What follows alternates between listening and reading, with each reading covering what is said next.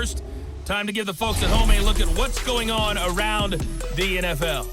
We'll start by heading out west to Glendale, Arizona. And as you see, they were winners back on Thursday night. 35-7 was your final in a one-sided affair.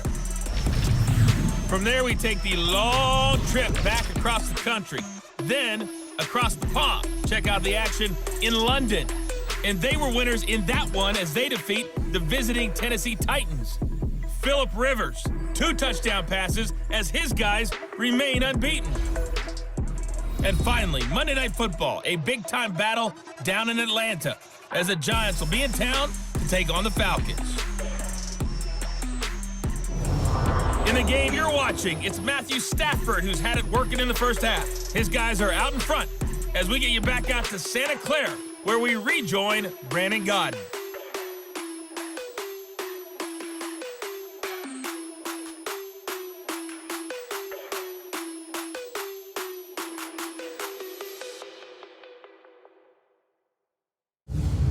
All right, Coach, thank you, and we welcome everyone back for quarter number 3. Gold now out to kick it away.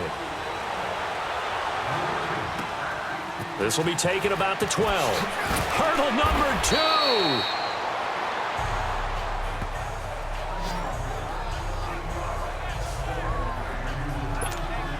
2. The Rams offense now, they get set and head back onto the field. They have the lead now. They'll be looking to extend that lead. And this is where I enjoy talking about one of my favorite subjects, tendency breakers, or counters as I also like to call them. You've done things in a certain way in the first half, and they've had an ability to see what you've done. They're going to make their adjustments. So guess what? You adjust yourself and try and stay ahead of the pace because you are looking for some separation in this ball game. The adjustment to the adjustment. Without a doubt. Show them one thing, hit them with something else. And he's able to get out to the 32, brought down there. They'll get a couple yards on that one, and that'll bring up a 3rd down.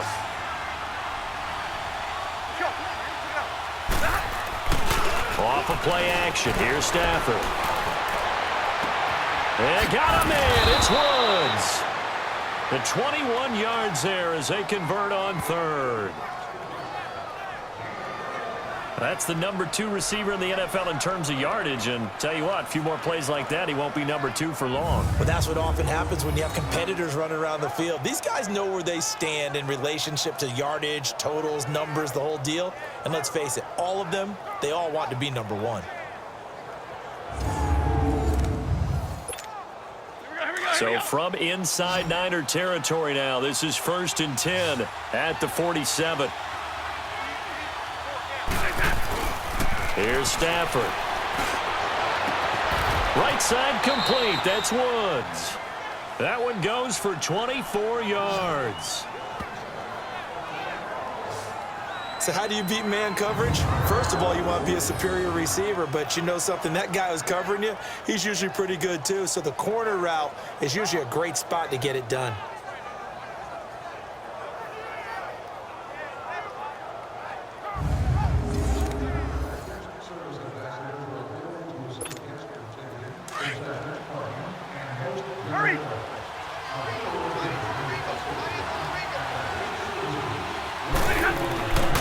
First down at Stafford. And the tip there altered the ball flight, and it falls incomplete. It'll be 2nd down. That one doesn't find its target, but all in all, he's been much sharper this week. He was under 50% a week ago, and now he's up over 70%. But you know it's standard for quarterbacks and receivers getting together for a little extra time each and every day in practice. I get the sense they got together for a lot of extra time this week to try and improve that passing percentage, and it's worked out quite well. It's a 4-yard pickup, and that's going to bring up a 3rd down. Well, it's tough to be a defender in today's NFL because there's so many things to account for in today's passing game, including the back sneaking out of the backfield. Not quite as bad as a turkey bowl where you have this. And it's complete. He's got it in the end zone. Touchdown, Rams. Robert Woods with his 2nd touchdown of the game, 4th of the year. And the Rams add on to their lead.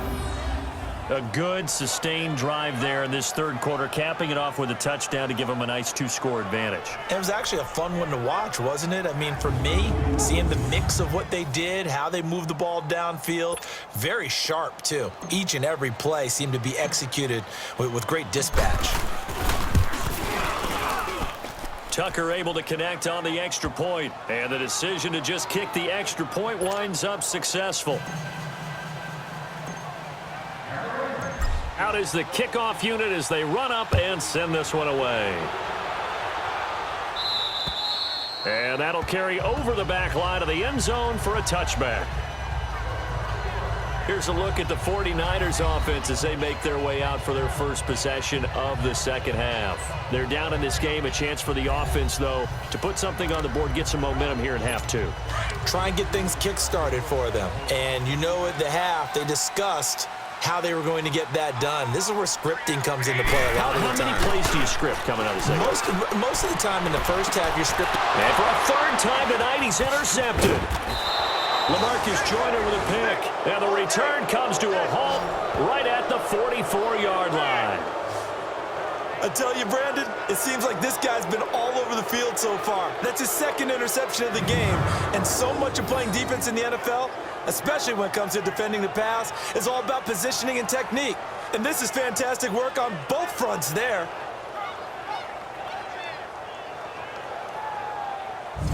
Getting set to go again, Matthew Stafford trots back onto the field. How do you think he personally is evaluating his game so far? He was pretty good in the first half, been good so far here in the third quarter. He's got to like it, right?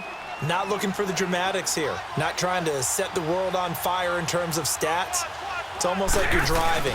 Hands at 10 and 2, alert for anything out there, watching for trouble on the road, and making sure you get the team home. The bus driver. See if he can drive the bus here again on this drive. And they'll wind up getting this one all the way down inside the 20.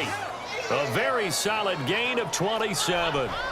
Sometimes it's designed, and sometimes you just have to know when to leave the pocket and move and make something happen. And on that play, he was able to get on the run and was still accurate throwing the football.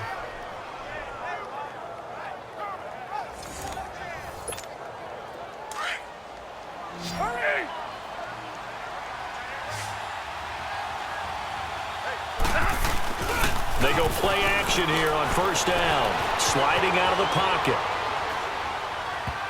Oh, incomplete. A turnover would have really helped there. Almost intercepted. Instead, it's just second down. Not only did they drop what looked like an interception in the end zone, they blew a golden opportunity to shift the momentum. Back to the air. Stafford on second down. A dump off for Davis. And he'll get him inside the 15 down to the 14-yard line. Call it a 3-yard gain. And just like that, it's third down.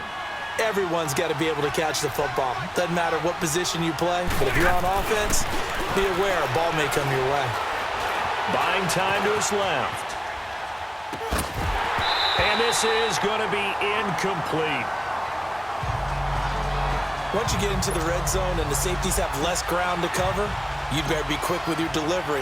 Not much space to get a ball in there. Yeah, when that field shrinks with those safeties, it's almost like there's a couple extra defenders out there, right? It certainly is. They end up taking up extra space just because there's not enough space for receivers to run through.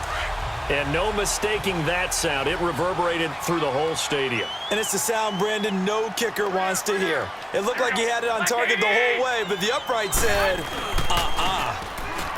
They go back to the air here after the INT on the last drive. The first catch of the game for George Kittle. And they're going to get this beyond the 40 before he's taken down. And a nice gain of 21 yards. There are so many things to watch for when you play defense. And reading your keys, you always hear about that, and having your eyes in the right place. Sometimes your eyes can fool you. How about that play action there? And it sprang the big guy, didn't it? Able to dump it over the top to him. 1 quarter remains here on a Sunday night. We'll return with more.